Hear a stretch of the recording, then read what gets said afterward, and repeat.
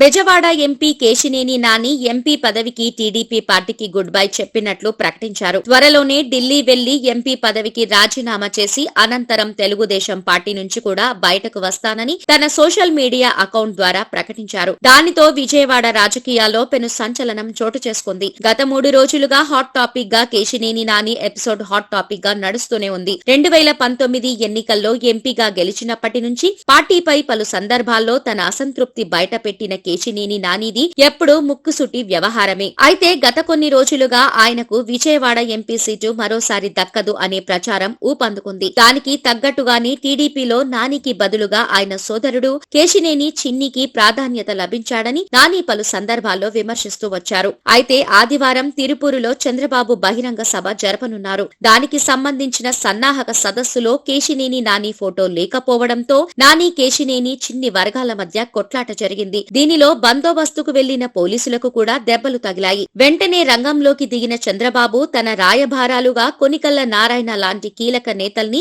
నాని వద్దకు పంపించి తిరుపూరు సభకు దూరంగా ఉండమని చెప్పినట్లు నాని తెలిపారు. విజయవాడ ఎంపీ సీటు కూడా వచ్చే ఎన్నికల్లో తనకు ఇవ్వరని చెప్పినట్లు నాని ప్రకటించారు. ఇదే విషయంపై నిన్న మాట్లాడుతూ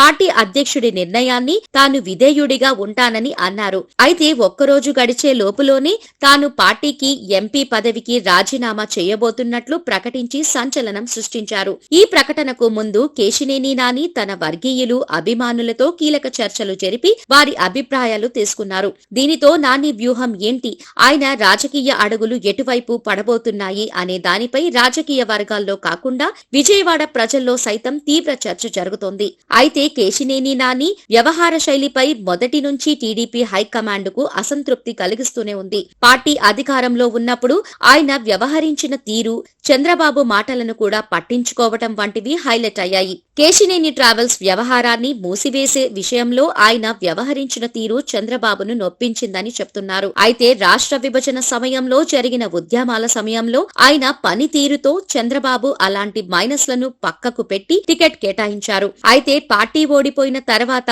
ఆయన తీరు మరింత మైనస్ అయింది. పలుమార్లు చంద్రబాబుకు వ్యతిరేక వ్యాఖ్యలు చేశారు. ఓసారి ఢిల్లీలో బొకే ఇవ్వమని ఇచ్చినా విసిరికొట్టారు. మీడియాలో అలాంటివి చాలాసార్లు హైలైట్ అయ్యాయి. అయితే పార్టీ పరంగా ఆయనను ఎప్పుడూ దూరంగా ఉంచలేదు. కేశినేని వ్యవహార శైలి తీవ్రంగా వివాదాస్పదమైనప్పుడే నాని ఇంట్లో ఆయన కుమార్తె వివాహ రిసెప్షన్ కార్యక్రమంలో పార్టీ అధినేత నారా చంద్రబాబు నాయుడు కుటుంబంతో సహా హాజరయ్యారు. ఆ తర్వాత టీడీపీలో ఆయన సోదరుడు కేశినేని శివనాథ్ ను ప్రోత్సహించడంతో ఆయన మరింతగా ఫైర్ అయ్యారు. మధ్యలో ఇండిపెండెంట్ గా పోటీ చేస్తున్నట్టు పెద్ద మాటలు కూడా చెప్పారు.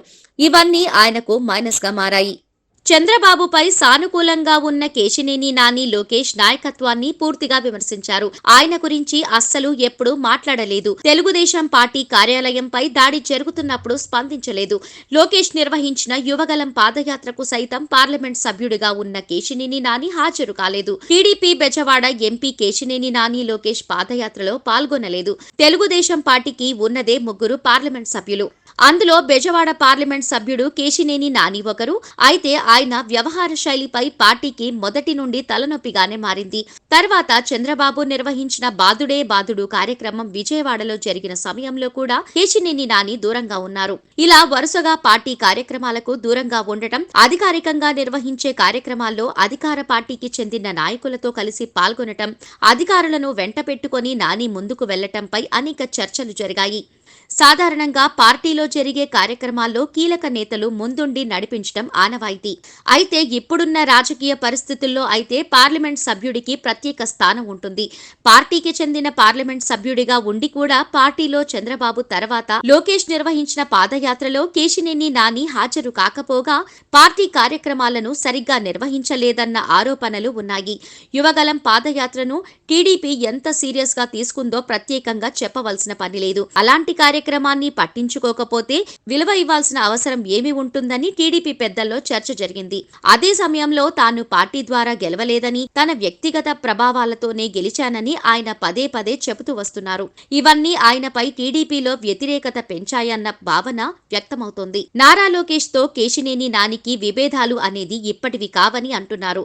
మున్సిపల్ ఎన్నికల సమయంలోనే ఇద్దరి మధ్య గ్యాప్ వచ్చింది అని అంటున్నారు. విజయవాడ కార్పొరేషన్ ఎన్నికల్లో అభ్యర్థుల ఎంపిక ఎంపిక విషయంలో తలెత్తిన వివాదం కాస్త తీవ్ర విభేదాలకు దారితీసిందని అంటున్నారు. ఆ సమయంలోనే కేశినేని నాని ఎవ్వరి మాట వినలేదు. తన కుమార్తెను స్వయంగా మేయర్ అభ్యర్థిగా ప్రకటింప చేసుకుని తానే అభ్యర్థుల్ని ఖరారు చేసుకుని రంగంలోకి దిగారు. తానే గెలిపిస్తానని, టీడీపీ జెండాలు కూడా అక్కర్లేదన్నట్లుగా వ్యవహరించారు.